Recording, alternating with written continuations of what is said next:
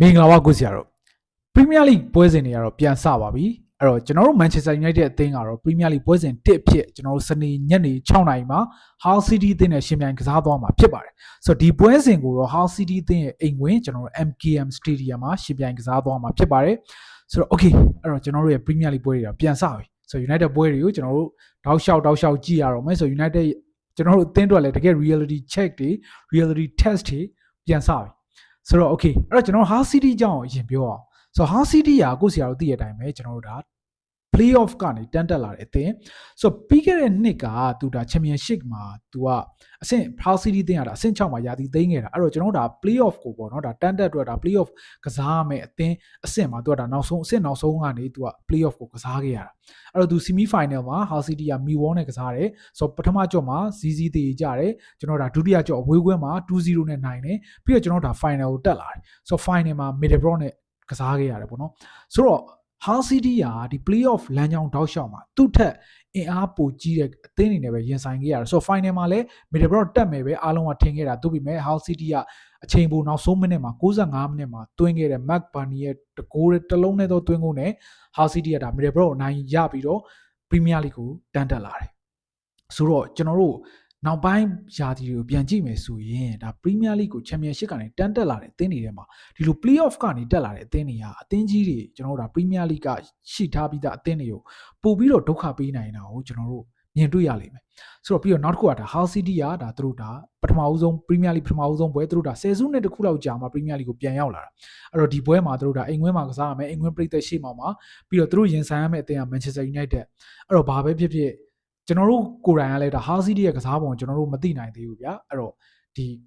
Premier League ကိုစောင့်ကြည့်နေတဲ့ဘောလုံးပရိသတ်တွေကို Hull City ကငါတို့ကတော့ဒီလိုအသင်းပါဆိုတာကိုစပြီးတော့ဒါသူတို့ပြမယ်ဆိုရင်ဒီပွဲကဒါအကောင်းဆုံးပွဲဆိုတော့ဘာဖြစ် Hull City ကတော့သူတို့အိမ်ဝင်းပရိသတ်ရှေ့မှာဒီပွဲကို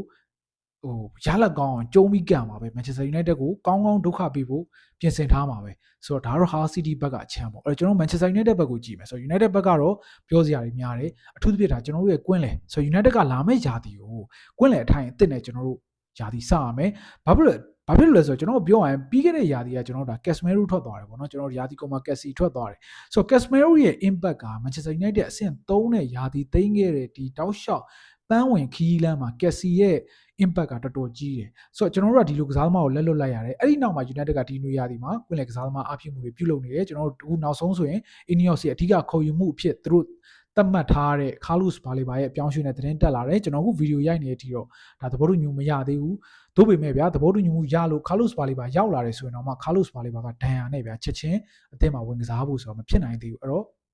ကျွန်တော်တို့အခုလက်ရှိခေါ်ထားတဲ့ Tielemans ရဲ့ André Santos ရဲ့ဒီကွင်းလယ်အတွဲအသစ်နဲ့ကျွန်တော်တို့ကလာမယ့်ဒီယာဒီအဖွင့်ကာလတွေကိုကျွန်တော်တို့ဖြတ်သန်းရတော့မယ်ပြီးတော့ဒါ United ရဲ့အားဖြည့်မှုကတော့ကျွန်တော်အခုလက်ရှိမှာဒါကွင်းလယ်ပဲရှိသေးတယ်ဆိုတော့နောက်ထပ်ကတော့ဒါသူတို့left back လည်းဖြည့်ဖို့လုပ်နေတယ်ဆိုတော့ဒါကတော့ဒါ transfer window ပိတ်တယ်ဒီကျွန်တော်စောင့်ကြည့်ရမယ်ဆိုတော့ထားပါအဲ့တော့ကျွန်တော်တို့ပြီးခဲ့တဲ့ဆိုအခုဒီရှေ့ pre season ကာလပေါ့တော့ Manchester United ကဒီယာတီဂျိုကာလမှာကျွန်တော်ခြေစမ်းပွဲ6ပွဲကစားထားတယ်အဲ့ဒီမှာအဖွင့်ပွဲနဲ့အပိတ်ပွဲရှုံးတယ်အဖွင့်ပွဲ Brazil နဲ့ပွဲရှုံးတယ်အပိတ်ပွဲ AC Milan နဲ့ပွဲရှုံးတယ်ဂျားပွဲတွေဒီပေါ့ပြောရင်ကျွန်တော်ဒီ6ပွဲလုံးကိုခြုံပြီးတော့ကြည့်လိုက်မယ်ဆိုတော့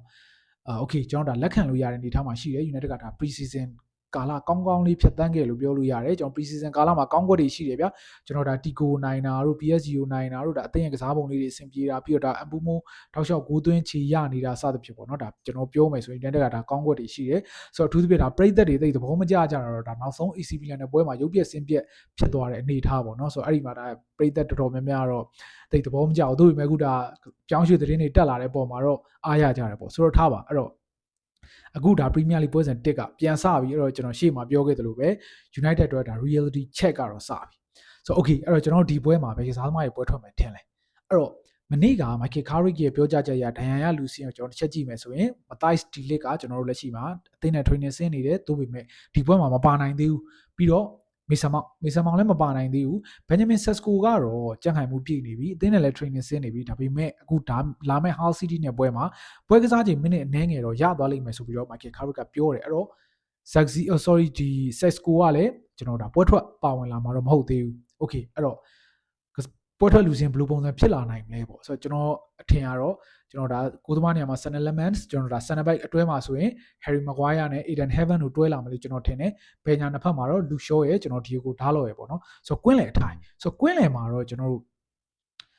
ဒဏ်ရာရတဲ့ကောင်တွေကတော့ထားပါဗျာထည့်မပြောတော့အဲ့တော့ miss ဟိုကျွန်တော် Kobe Mainoo ရှိမယ်ပေါ့ဆိုတော့ Kobe Mainoo ကကျွန်တော်တို့ Kobe Mainoo တို့ Marcus Rashford တို့ကဒါအသင်းနဲ့လာပူးပေါင်းတာနောက်ကျတယ်ဆိုတော့လောလောဆယ်မှာကျွန်တော်တို့ပွဲထွက်သုံးမှာမဟုတ်ဘူးအဲ့တော့ကျွန်တော်တို့ဒီ pre-season မှာနောက်ပိုင်းမှာတောက်လျှောက်မြင်ခဲ့ရတဲ့ Tielemans and Santos ကျွန်တော်ကစားမတစ်နှစ်ယောက်အတွဲနေပဲကွင်းလယ်ထိုင်ရပွဲထွက်လာမယ်လို့ထင်တယ်ဆိုတော့အဲ့ရှေ့မှာ Bruno Fernandes ပေါ့ဆိုတော့တိုက်စစ်မှာတော့ကျွန်တော်တို့ဒါ Patrick Dorgu ရဲ့ Brian Mbeumo ရဲ့ပြီးတော့Matthias Cunha ရဲ့ဒါမှမဟုတ်လေ Amad Diallo ရဲ့ဒီလိုပုံစံနဲ့ပဲပွဲထွက်လာလိမ့်မယ်ဆိုတော့ United ကတော့ဘာဖြစ်ပါကျွန်တော်တို့ဒါပြီးခဲ့တဲ့ယာတီက form ကိုဒါဆက်ထိန်းထားနိုင်မယ်ဆိုရင်တော့ United ရဲ့ခြေစွမ်းကဒီပွဲမှာအမှတ်ပြည့်ရယူနိုင်တဲ့အခြေအနေမှာရှိတယ်လို့တော့ကျွန်တော်ပြောလို့ရတယ်အဲ့တော့ကျွန်တော်ထိတိုက်တွေ့ဆုံမှုတွေတစ်ချက်ကြည့်မယ်ဆိုရင်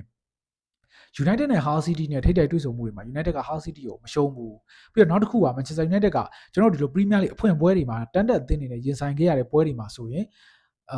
ရှုံးပွဲမရှိဘူးဗျာ9ပွဲနိုင်3ပွဲတည်ဖြစ်မယ်ထင်တယ် United ကရလက်တော်တော်ကောင်းတယ်ပြီးတော့ Hull City နဲ့ကျွန်တော်ရှိမှပြောခဲ့သူပဲထိတိုက်တွေ့ဆုံခဲ့တဲ့ပွဲတွေမှာ United ကရှုံးပွဲမရှိဘူးနောက်ဆုံးတွေ့ထားတာဆိုရင်2016-19ရာသီကအဲ့ဒီတော့ဆိုကျွန်တော်အသင်းမှာ Rooney တို့ Ibrahimovic တို့ Mata တို့ရှိနေသေးတယ်ဗျာဆိုတော့ပေါက်ပါလဲရှိသေးတယ်เนาะအဲ့ဒီတော့က United ကနှစ်ကြော့မှာတပွဲတည်ကြတယ်တပွဲနိုင်ထားတယ်ဆိုတော့ဘာဖြစ်ဖြစ် Manchester United က Hull City နဲ့ထိတိုက်တွေ့ရတဲ့ပွဲတွေမှာရလက်ကောင်းတယ် head to head အရာပေါ့သို့ပေမဲ့ Hull City ကအခုတန်းတက်အသင်းကျွန်တော်ဒါသူ့ရဲ့ပထမဦးဆုံးအိမ်ဝင်ပွဲစဉ်ဆိုတော့အခုဒီပွဲကတော့ကျွန်တော်တို့ဘာမှဟိုယတိပြတ်တော့ပြောလို့မရဘူး United ကလူအင်အားရအသာရနေတယ်ဆိုပေမဲ့ Hull City ကလည်းသူတို့ဒါ playoff မှာကြော်ဖြတ်လာတဲ့ပုံစံတွေရဆိုရင်သူတို့ရဲ့စိတ်ဓာတ်ကလည်းကျွန်တော်တို့ဒါ short တွက်လို့မရတော့တဲ့ short တွက်လို့မရတဲ့အနေအထားမှာရှိတယ်အဲ့တော့ကျွန်တော်ရှေ့မှာပြောခဲ့သူပဲ Hull City ကတော့ဒီပွဲမှာ United ကိုတေချာပေါက်ဒုက္ခတွေ့ရအောင်ကျွန်တော်တို့ဒါ low block တွေ mid block တွေကျွန်တော်တို့တွေ့ရမယ်ဆိုတော့ Manchester United ကဒီပွဲမှာဘယ်လိုပုံစံနဲ့ကျွန်တော်တို့ Hull City ကိုအသာရအောင်လုပ်သွားမလဲဆိုတော့ကျွန်တော်တို့စောင့်ကြည့်ရမယ်ဆိုတော့ပွဲချိန်ကတော့ကျွန်တော်တို့စနေညနေ6နာရီဖြစ်ပါတယ်ဆိုတော့ကိုယ့်စီကတော့ဒီပွဲနဲ့ပတ်သက်ပြီးဘယ်လိုမြင်လဲဘယ်လိုရလနဲ့ပွဲပြီးသွားမယ်ထင်လဲခေါင်းမောင်ပြီးဆွေးနွေးသွားကြပါအောင်ဆိုတော့ကျွန်တော်ပွဲပြီးမှပဲ review video နဲ့ပြန်တွေ့ပါမယ်ဆိုတော့အားလုံးပဲ see you